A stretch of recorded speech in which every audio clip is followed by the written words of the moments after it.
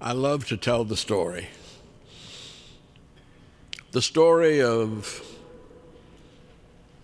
the friend of mine, the friend of yours, the leader of our nation in many, many ways, and a prophetic guide, hopefully for our future. Martin Luther King was from Atlanta, and Atlanta even then was a special place, for there were probably more black PhDs in Atlanta and the historically black colleges and universities than maybe anywhere in the world. There were almost as many PhDs in Atlanta as in his childhood, in Emory and Georgia Tech, and it was a university town in many ways, Oglethorpe, and he grew up in an environment where his father walked into town barefooted from Stockbridge. He had his shoes, but he tied the strings together and put them over his shoulder because he didn't want to wear his shoes out. He wanted to save them for church. The first church to which he attended ended up being the church that he ended up pastoring and marrying the preacher's daughter. And it was his intention from the beginning. Somehow he went to Europe and learned of Martin Luther. His name was Michael Luther. And he changed his name and sent word back that Martin Luther King should change his name too. And so many of his friends at Morehouse College still call him Mike and knew him as Michael Luther King. But I think the die of prophecy was cast, and there was no way he could escape it. He tried. He wanted to be a pastor, but he didn't want to, he didn't know what kind of pastor he wanted to be. And in choosing his seminary and his church, he chose a liberal Protestant perspective that allowed him to grow in any direction that he might choose to grow. When it came time to select a church, he wanted to be out of Atlanta, and Atlanta was too political for him. And so he picked probably the most conservative town in the South at that time, Montgomery, Alabama. And Dexter Avenue Church was one of the most conservative churches in the Baptist community, at least. He wanted to go there to finish his doctoral dissertation, which he was receiving from Boston University. And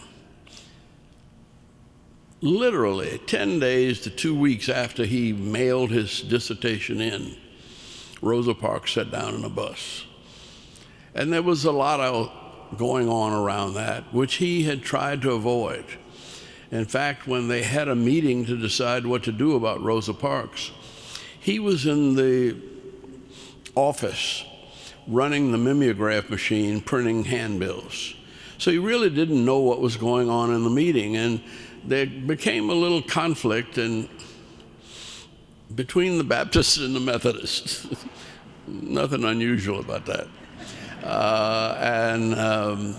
The women, it's usually the women who give us the leading voice, rose up and went to the head of the NAACP and said, why don't we start a tradition and let's let this young man back there running mimeograph machine, why don't we make him the spokesman for this movement?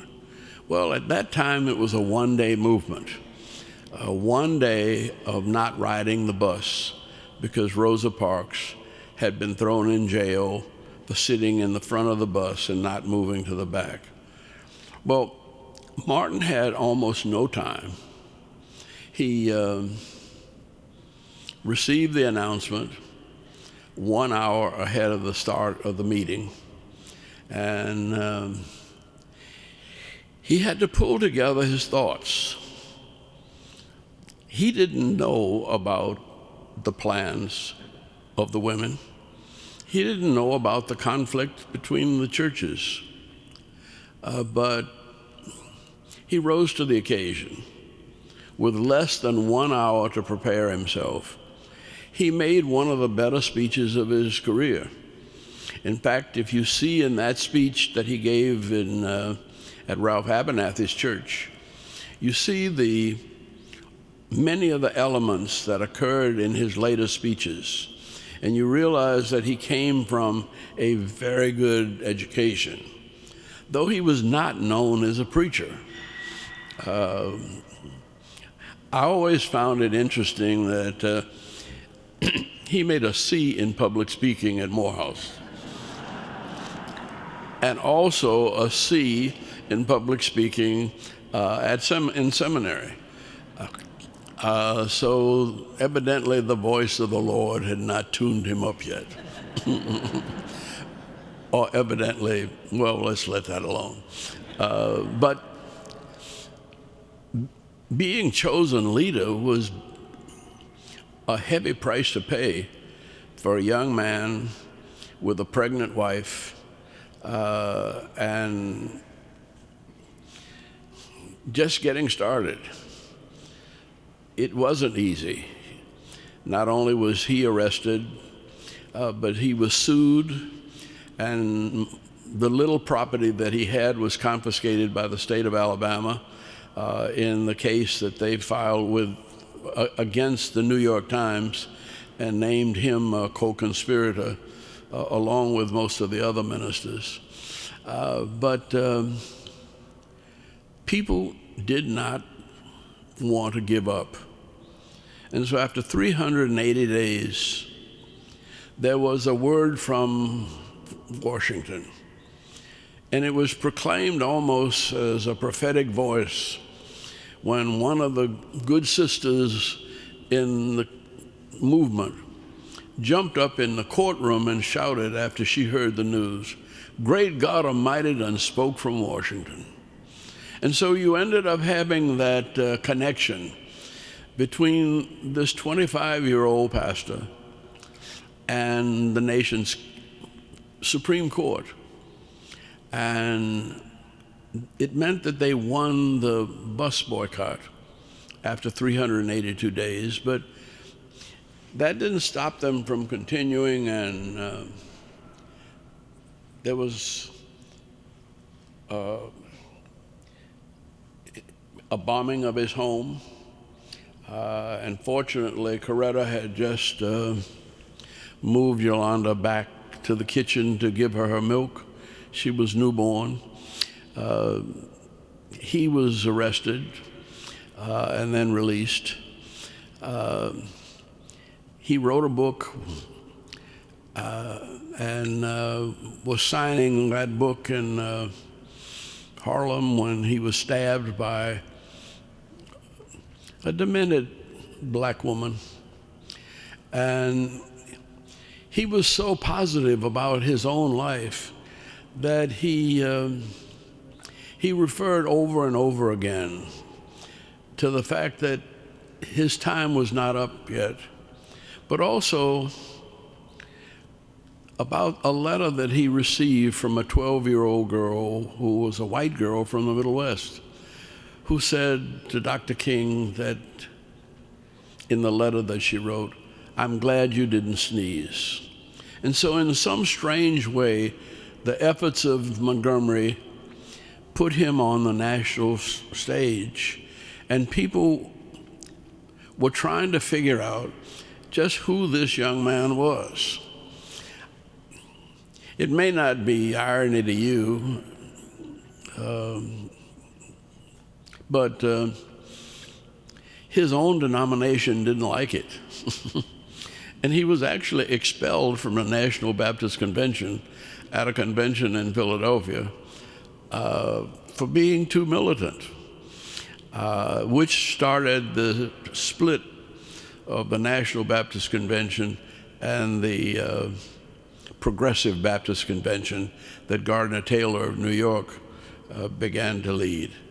But nothing about his life was gentle and peaceful, but it was all courageous. Finally, after many of these incidents, his parents insisted that he come back to Atlanta, where he would be safe. When he came back to Atlanta, he found the sit-in movement going on.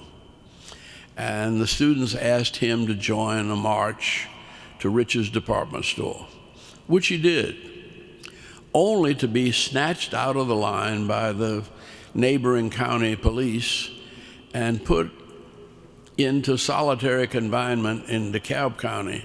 And in the middle of the night, he was taken in a paddy wagon from Atlanta to the prison in southeast Georgia. It was about a 3-hour ride, and there were no expressways then. And he found himself winding around up hills and round curves, and there was nobody in the paddy wagon but him and a German shepherd. And they were kind of counting on the German shepherd to intimidate him. But the German shepherd might have actually saved his life, because every time that he would roll near the German shepherd would growl. But Martin had a German shepherd puppy when he was a baby and grew up with German shepherds. So I always used to tell him that the German shepherd saved his life, that in trying to keep the German shepherd calm, he kept himself calm. Because this was something that was typical in Georgia. We didn't hear much about it, but time and time again, young men were taken to prison, and they never got there. They would either confess and to something they didn't do, or quite often, and this is what he thought, that he was taken on a ride, and he would probably be dumped into the Flint River, which flows into the Chattahoochee, which flows down into the Gulf of Mexico. So this was a night of death. Strangely enough, he got there. And when he got there, nobody knew where he was, but there happened to be an election going on. And a young man who had met Mahatma Gandhi when he was 12 years old in India was working on John Kennedy's staff. And he happened to be in John Kennedy's bedroom. Nobody wanted John Kennedy involved in this or to do anything about it. They didn't even want him to know about it. And Harris Walford called Coretta. And Coretta said she didn't know where her husband was. But who comes in the room but John Kennedy, the candidate for president? And so Harris Walford hands him the phone and says, "Say hello to Mrs. King." And that changed the destiny of this nation. For when Daddy King heard about it, he said, "I've been around a long time, and I never heard any white preacher pick up the phone and call a black woman whose husband was in prison to find out how she was doing." And he said, "I was looking at this Nixon boy, but because I didn't know about these Roman Catholics." He said, "But I still can't get over the fact that this Catholic boy picked up the phone to call a black woman to see about his son, her husband." And he said, "I think I got a suitcase full of votes, and I'm going to throw all those votes toward this Kennedy boy." And I think that tipped the election, and it shifted our history significantly. But it wasn't the end, and it wasn't really even the beginning, for there was a mixed value attached to association with our movement and with any of us. Yes, we were important politically and intellectually and emotionally and musically and every other way, but we were still just a 12 to 15% minority that could swing an election one way or the other but could not determine. And so there was always tension between the Kings and the Kennedys. Now, that tension led to a series of failures. In fact, the New York Times and the Washington Post had written off Martin Luther King as a failure after the Albany movement in 1961 and 1962. The real truth was that Martin was not prepared for that movement. He had just gotten out of jail and released and recovered from being in jail in Reedsville, and he didn't want to go to jail. He understood that a movement had to be a serious, planned effort, and it couldn't be just spontaneous jumping up and down and declaring anything. And so he was almost glad when he was put in jail and it required the failure of the movement in Albany, Georgia. But that only led him to realize that he had to give more time, and he had to really plan a movement. So when 60 homes were bombed in Birmingham in 1961 and 62, Fred Shuttlesworth came to Birmingham, from Birmingham to Atlanta. And actually, we had not seen much of in the Atlanta papers, though Atlanta's just 150 miles away from Birmingham.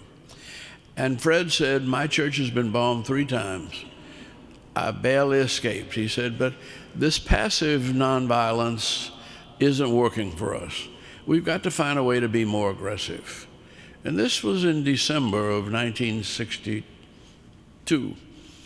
And Martin said, "Well, we'll join you in January, February, but you have an election coming up, and we wouldn't want to interfere with that." But he turned to me and he said, "Andy, do you know any white folks in Birmingham?" And I said, "No." I said, "I'm from New Orleans, and I really have spent very little time in Birmingham.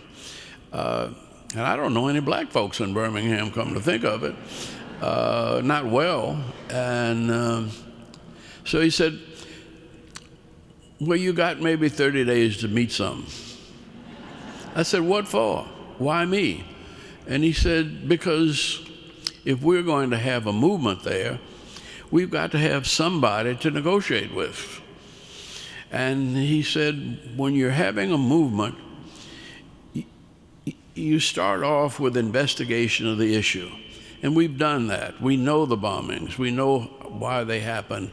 But then you have to take your grievances to someone, and we need a white business committee that we can talk to. Well, it turned out that I was with the National Council of Churches just before I went to work with him, and I'd been to a conference in Michigan, and I met a delegation from Birmingham. It happened to be an Episcopal delegation. And I picked up the phone and I called the cathedral, not quite a cathedral like this, but it was a Birmingham cathedral, and it was the office of the bishop. It turned out that the person I had met in Michigan answered the phone, and she remembered meeting this delegation and with me, and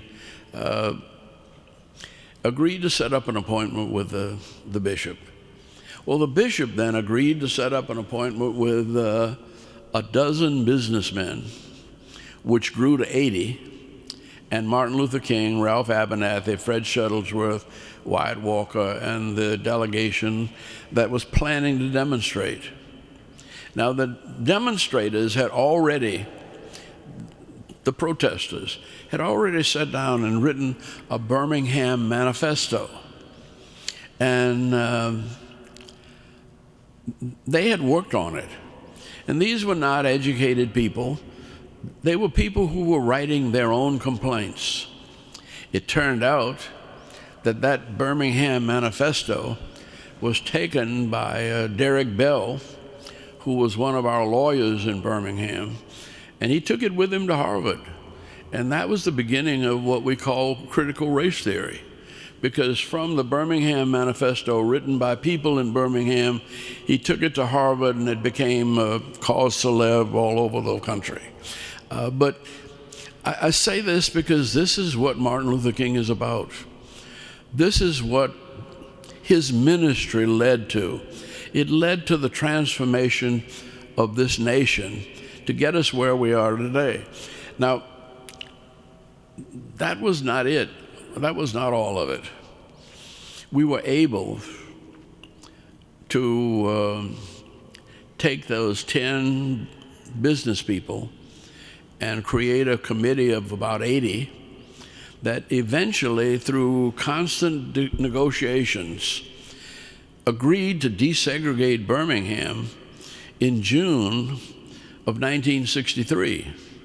And so Birmingham was desegregated in terms of lunch counters, and the legislature in Alabama had not voted. The city council had not said a word, but it led us to believe that if you could get 80 businessmen anywhere in the world to agree to something, you could make it happen. And that's what we had done in Birmingham, and that's what shaped the civil rights movement and made it politically relevant and successful. Now, Martin Luther King then made his famous "I Have a Dream" speech here in Washington. And it pulled together not only our nation, but it pulled together the nations of the world. And it won him the Nobel Peace Prize, which only increased the demands. Well, on the way back from the Nobel Peace Prize, which really was a $60,000 grant from the Nobel Committee, and we passed through Washington, through New York, and Governor Rockefeller happened to show up at the meeting, and when Martin announced that he was donating the money from the Nobel Prize to all 6 of the civil rights organizations, Governor Rockefeller said, well, I guess I should do my part. I'll match it. So they had $120,000 to divide up. And so it pulled the civil rights movement together again and kept us going. But it also raised the difficulties. And it was not the end of our movement. It was simply leading us to the middle of the movement, where everybody turned to Martin Luther King for everything and wanted him to organize people and demonstrate to make sure that it happened. We were successful, I think, in Birmingham. We went to, after New York, we went came here to Washington, and President Johnson we had a 4 o'clock appointment, but we didn't get to see the president until 7 o'clock at night. And we were taken to meet with the vice president and the attorney general. When we got over to see the president, they wouldn't let us leave. We saw the Vietnam experts coming out of the Oval Office. And we realized why the president was late. Well, it wasn't a very good meeting, but there was no confrontation. There was nothing but congratulations from President Johnson. And Martin Luther King said, we need to get the right to vote guaranteed by the Constitution in the hands of all of our citizens. And the only thing we heard from President Johnson was, I agree with you, you're right, I just don't have the power. We went at that for about a half an hour and we left. I said, you know, the president is right. He doesn't have the power and you don't either. You need to take a sabbatical and think about this. We come back after the next election and we'll have a program. He said, no, we got to get the president some power. I said, now that's the most arrogant thing I heard from one of you young Morehouse men. You don't have anything to offer, and you're going to get the president some power. Well, he was speaking of spiritual power, and I didn't understand that yet. But everything he did from that time on looked like it was failing and overwhelmingly succeeded. And so 2 days after this meeting in Washington, Amelia Boynton came from Selma and told the story of Selma. And he promised that at the first of the year, we would start a movement in Selma. Well, really, in 90 days, and by the end of March, the March on Bloody Sunday, all of the events that happened in Selma, a little town of only about 10,000 at that time, had such an impact on the world that Lyndon Johnson was able to go on television and announce that he was submitting a voting rights bill. And he ended that speech with, "We shall overcome." That set us on the course, we thought, to success, except that the war in Vietnam that was interrupting us at the Oval Office was also interrupting us all over the world. And he got pulled into this two-way struggle. He couldn't say no to peace on earth, and once Life magazine put this little girl, nude girl, walking down the highway crying, and all of us remember it. It had such an impact that it reversed many of the feelings of the nation about the war in Vietnam, and it was the beginning of our withdrawal. But that wasn't the end of the conflict between us. And that conflict continued to grow. It was also added to by the fact that he was then it was almost demanded that we tried nonviolence out in the North. And somebody said that they didn't think nonviolence would work in Chicago. And so Chicago invited us to come there. That started, you know, with an organization of less than 50 people. We have movements all over the South registering voters, and then we started another movement in Chicago, a city that had almost as many black people as we had all over the South. And that was a pretty difficult period. But he was up to the cause and never backed down. But more and more he realized that the problems we have in northern cities were not just social and religious, they were economic.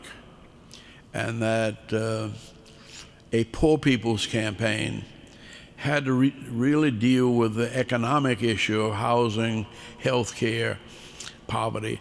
We were getting some results from the poverty program. At least we got the nation realizing that our problems had serious depth to them. And he was committed to do whatever had to be done. That commitment led him to Memphis. He was supposed to be in Washington that night, the night before, and I said to him, in a meeting with Harry Belafonte, John Conyers of Michigan, and Dick Hatcher of Gary, Mayor of Gary, Ralph Abernathy, and myself, that, you know, you need a rest, but go to, he was supposed to be here by 8 o'clock at night, and it was midnight Sunday night, and he said, no, I'm going to catch the 6 o'clock plane to Memphis. And I said, why? You've been to Memphis twice already. He said, yeah, but there's something there. I've later realized that I think he knew his days were numbered. And I think he had decided that if he gave his life, he wanted it to be for the least of these, God's children. That was a term that he used all the time. And that the sanitation workers, the garbage workers in Memphis, were a perfect example of people who are working hard. You can't run a city if you can't pick up the garbage. But the garbage workers had no benefits, had no retirement, no insurance of any kind, and were really still virtual slaves in our modern democracy. And he was determined to go back. I think he knew, and everything about the way he acted the next few days led us to believe that, yes, he knew he was going to his death. Fortunately, his death was simple and in many ways beautiful. I got put out of Sunday school when I was about 10 years old because, well, my mother was the superintendent. And they sent me to my mother because I said I didn't believe that Elisha went to heaven on a flaming chariot. And I still didn't believe it. But when I heard that shot and I looked up at Martin Luther King and ran to the top of the steps and realized that the shot had entered the tip of his chin and knocked it off and then severed his spinal cord. And the simple logic and mathematics of it is that the bullet moved faster than his feelings. And he probably never felt that bullet. He probably never heard that bullet, for it had severed his spinal cord.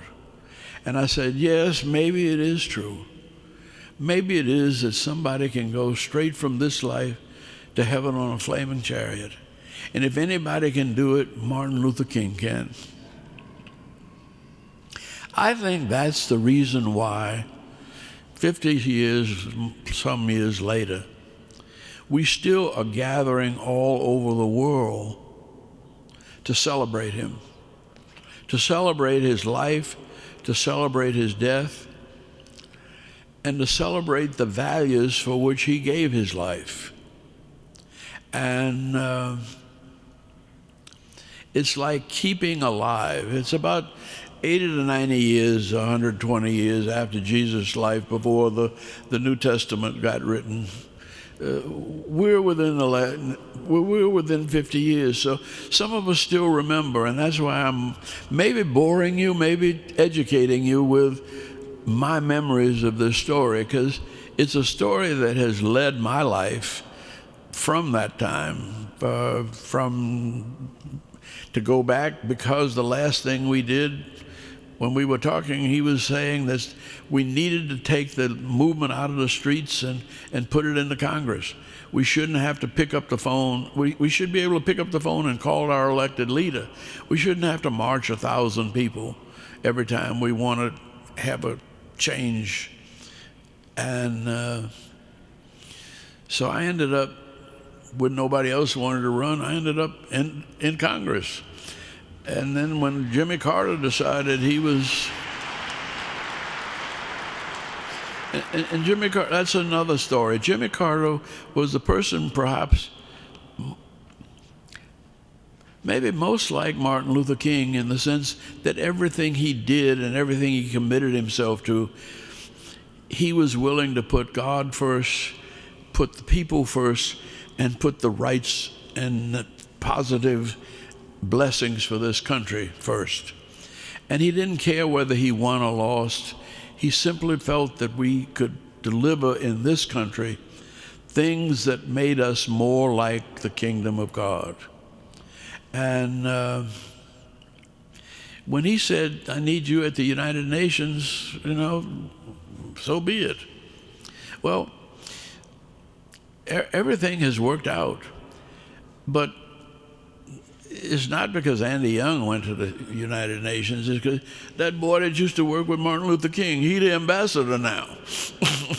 And it's a continuous, I think, movement of the Spirit. And when you come to this church, is one of the last sermons that he preached was from that big pulpit that we're reorganizing now, right here where I'm looking. And he was a part of the Judeo-Christian tradition. And one thing, I might be going too long, but give me 2 minutes, because he was ahead of himself. In 1966, he decided that the way to heal the problems between Israel and the Palestinians and Jordan, basically, was to get them interested in tourism. Tourism had led to Atlanta's integration, and we were doing very well. And so he and Sandy Ray and Gardner Taylor in New York decided that they were going to take tourists, black tourists, to the Holy Land. And we had signed up 4,000 black folk to go to the Holy Land, and Martin was not only endorsing it, he was promoting it, because he felt that we could get the Israelis and the Jordanians to open the Mandelbaum Gate, and so that the black tourists could move back and forth. They had come together and promoted funds to build an amphitheater around the Sea of Galilee. And Sandy Ray was going to bring a 100-voice choir from New York, and Martin Luther King was going to preach from a boat, and we were going to have people shouting all over the Holy Land. And we were on the right track. We had the right mission, but it was just a little too late, because after making all the arrangements and getting on the plane to come back to Atlanta, the first Egyptian jets were shot down over this very Gaza that we're fussing about now. And so freedom is a constant struggle. Life is not easy. Martin Luther King had one of the toughest lives of anybody I have ever known about. And yet, you have to say that his life was triumphant over most of the evils of his time. And he inspired and he strengthened us, so that we must keep on keeping on. And we're not just celebrating, we're recommitting. This is maybe the most difficult time in my life, but I remember Franklin Roosevelt saying, the only thing we have to fear is fear itself. And this country and these people, us people, as confused and conflicted and weak as we are still imbued by the power of the Spirit of the living God and his Son Jesus Christ and his disciple Martin Luther King. And you and I have bought into that tradition simply by coming to this church and being willing to receive communion. God has blessed us. We must pass on those blessings to the rest of his children. Thank you very much.